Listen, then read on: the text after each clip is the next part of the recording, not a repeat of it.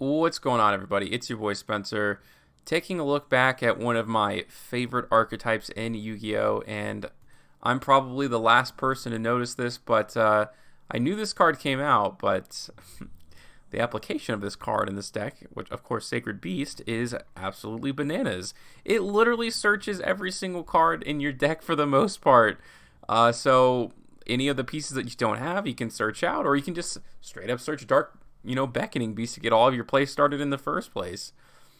This deck is really good. So I've always seen it as a control deck.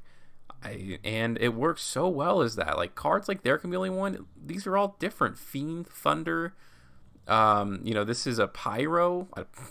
Pyro, is that even a deck? And then when you draw into your cards, because, Fallen Paradise, Pot of Greed, that card that's banned, lets you draw 2 cards, which is pretty darn good. And against an archetype like this, that's, all spellcaster based, it's just going to be very hard for your opponent to work through it. And the thing is that's so good is, like, you can play, like, 9 hand traps, of course. Like, that's super possible in this deck. But on top of that, like, when you know you're going first, then you just play some of the most powerful cards in Yu-Gi-Oh! Like Dimension Shifter, to stop your opponent from ritual summoning, to XYZ summoning, like literally whatever the case may be. Think about Drytron if they weren't able to ritual summon. That's pretty good in my opinion. And they wouldn't even. And the cards like Their Chameleon One again just blows them out. Prank Kids, super duper good. And that was literally the end of the game.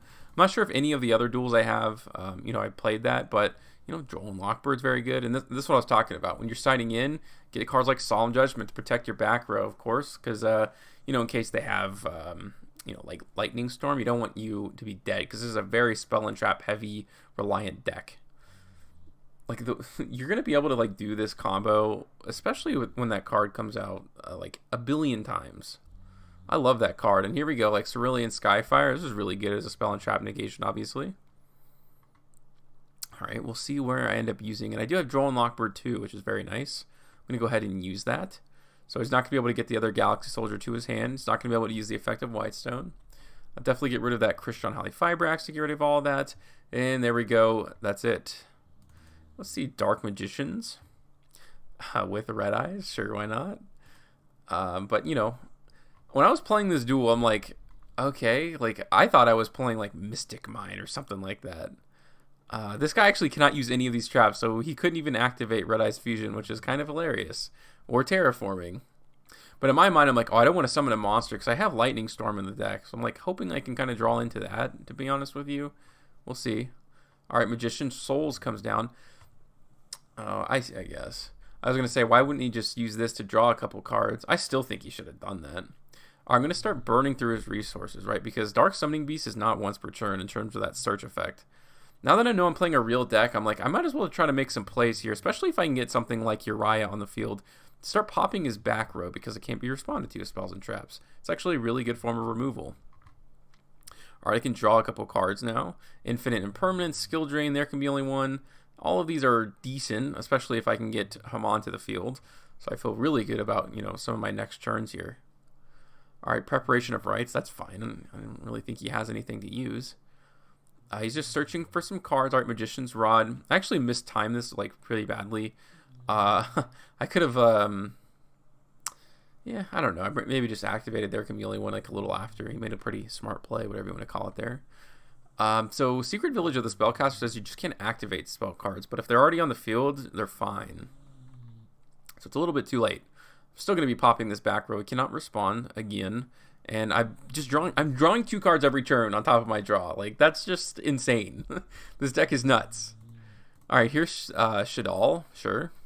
And I'm going to try to play this against meta too, because I feel like, going first, at least you got to feel a little confident.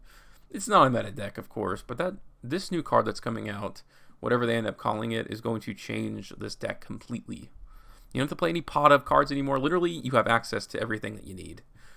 Alright, so I'm going to get rid of that Shadal Ruck, which is really, really cool, actually, because I think he's maybe holding on to it for a Dark Monster, and I was able to get the jump on him. So avoiding that Shadal Winda is very good. I'm going to draw 2 cards, so now he can't activate monster effects. He can't attack anything but the Haman, Infinite Impermanence, but I don't need to use that just quite yet. And just like that, that's it. Pot of Desires has come down. He actually put it in this zone, so that's going to go ahead and be negated. Oops. Here's Dark Magicians again. And a pretty good back row here, but Lightning Storm is just so good, and it's not like you're worried like, oh, I gotta stuff these hand traps and like, what do I take out? Like, it's very easy. When I do the updated deck profile, I'll do kind of those I'll say like, this is how you side, and maybe I'll even throw in some extra gameplay videos for it. Why not? Alright, so Fallen Paradise, I'm going to gain life points every single time he uses or he summons a monster, normal or special summon, as well as a skill drain. I have a 4,000 attack monster on the field. I don't think he's going to have much of an easy chance there. Here we go. Here it is again. Piri Reis Map. All my plays are going. So I do have the Hyper Blaze too, just for the lulz, I guess, at this point. Although I think I'm going to end up taking this out of the deck. It's just like, you got to have it. You got to take it next turn. But if you build a deck around, Hyper Blaze, then I think that's fine. But kind of putting it in there just kind of regular is a little tough. Alright, here is a game I had against this Red Eyes, or... yeah, I think it's just a Red Eyes deck. It's kind of like Red Eyes Turbo. And here's the thing, this card is very good. If you go full combo, like, Skill Drain, that card that's limited. This deck just has access to cards that... like, the cards that they are in archetype are like banned or limited. They're just kind of used specifically for this. So again, I know, like, alright, he's definitely going for Red Eyes, obviously, for Red Eyes Fusion. But these are 4,000 attack monsters. He's not going to be able to use the effect to destroy cards or any of that. That's negated. He can't not that he would be able to destroy these anyways, but, like, I'm pretty much good to go. And he like, kind of let time run out. I think he may have been like, oh, shoot. He's like, I'm not going to win this game. Alright, here's Heroes. Not a horrible matchup. He obviously has Nibiru there, so I don't... like, you can kind of, like, technically summon one of the Sacred Beasts under 5 summons. Because is it special summons or... yeah, it's special summons. You may be able to actually pull this off. I may have, like, just done this at 5. I should have summoned 2 of the different ones. Like, my thought process here was... if I, get into a Cerulean Skyfire, then I want to have one in attack position. But I really wouldn't recommend that. But he has a big problem here because I have a 8,000 attack monster. And I have the Infinite Impermanence, which is really cool. He goes for the Call by the Grave. Obviously, that's not going to do much there. And he can't special summon for the rest of the turn. He's off to a pretty tough spot. Do I need to show any more replays with how insane this card is in this deck? I mean, I think mutants also like that card a lot, so... yeah, I want to summon this Raviel to get some attack points on the board here. We'll see what ends up happening. I'm drawing a couple cards. Skill Drain comes down. That's really cool. Okay, so he did have the card that kind of negates an attack, and he's 200 life points away, but I can discard a card and send that back into the deck. Add this back to my hand so I can use it for next turn. And now I get some life points every time he summons. Soon, none of this will matter because Skill Drain comes down. This card is very good. Even if he goes into Dark Calling, he has to find a monster that's over 4,000 attack, which is not easy. Alright, here's Odd Eyes. I was not expecting to play this deck today. It's like a super throwback. I actually have an Odd Eyes deck. I used to think it was that gas. And yeah, this would normally be the Piri Reis, which would have been way better, obviously, because I could have searched, any one of the, like, basically play starters from here. That way I would have had one on top, and I'm not digging and hoping to find one of them, or, like, only getting a choice of finding one that I don't want. Okay, I've never seen this card before. Why not? But he does have a negate, so we'll see what ends up happening. I'm going to try to go ahead and destroy all these back row. He'll negate that, leaving my plays wide open pretty much. He does have Dragonmaid, but you'll see here why Dragonmaid is a very bad matchup against this deck for sure.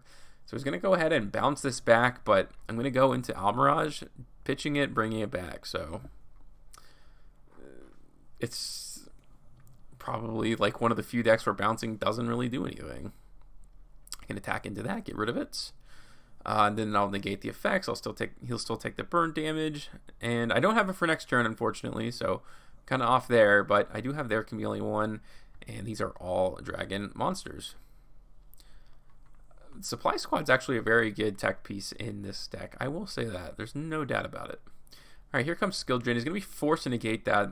Obviously, then I'm going to chain their Chameleon 1. That way you can only have one Dragon Monster, and I'm feeling pretty good at this point. And yeah, he kind of let the time run out too, because I don't know. Alright, here is Archfiend. Yeah, it's like Resonator. This deck is like really cool. I actually really like it. And he actually does have a lot of room for hand traps too, which is nice. A little bit of everything in here for sure. If he only has... Okay, never mind. I was going to say. In Game 3, he beat me because he had an effect failure. I was like, if he only has one and he drew it, that would have been really tough. Yeah, Dark Balloon literally does nothing against this deck. And like I said, Dimensional Barrier. Like, this is just like, okay, this guy Synchro Summons. Like, there you go. If you were to play that against Virtual World, that'd be also really good too. Like, if you were to stop them from XYZ summoning,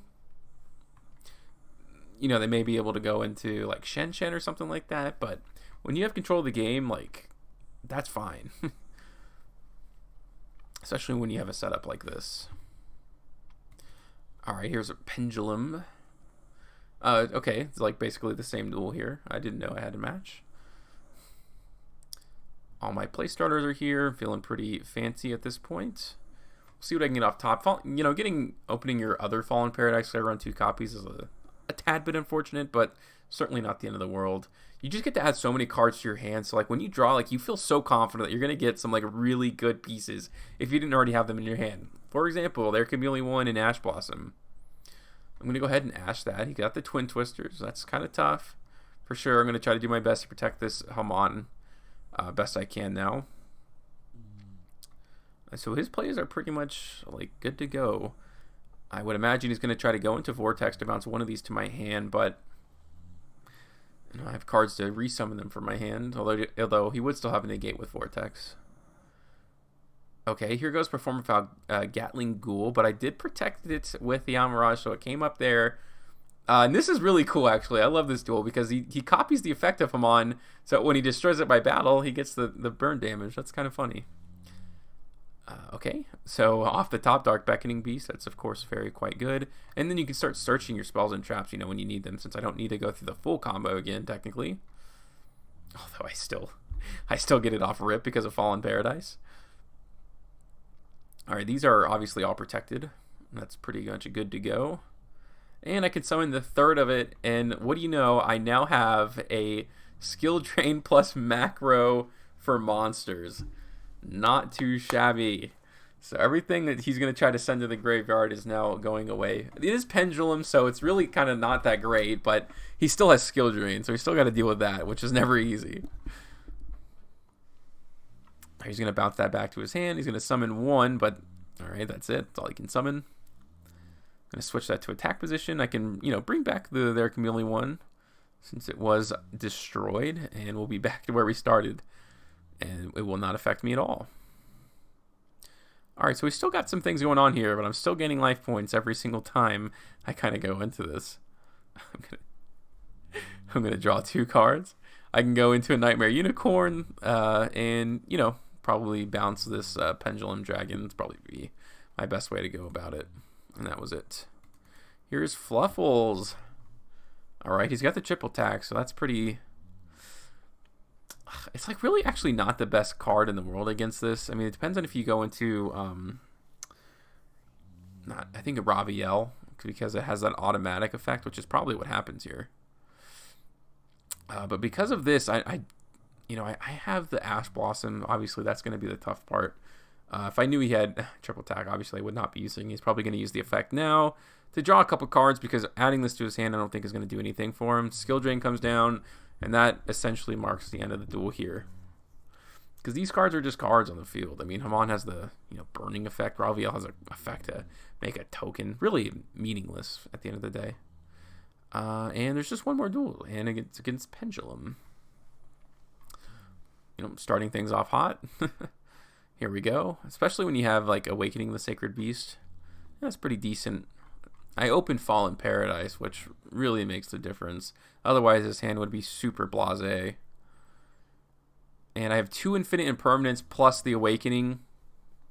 That's definitely going to come in handy against a Pendulum deck that summons a whole bunch of monsters. So here we go. Here's the first two. That's a whopping 4,000. So I've already replaced the 4,000 I used in the beginning for the Piri Reis Map. Drawing a couple cards, and now I have a spell negate. So that's really, really nice, actually. Ironically, can't use the burning effect against pendulums because they don't go to the graveyard. How funny. Every time he summons, I get double the life points. I don't know if anyone's ever, I'm sure everybody realized that, but if you don't, yeah, if you have two of these, you just get like whatever you're going to get plus, more. So Pot of Riches is going to come down. Of course, we're going to negate that. And here we go, like 27, 27. So I have like 14,000 life points. Skill Drain's going to come down if it really was an issue. I still have an infinite impermanence.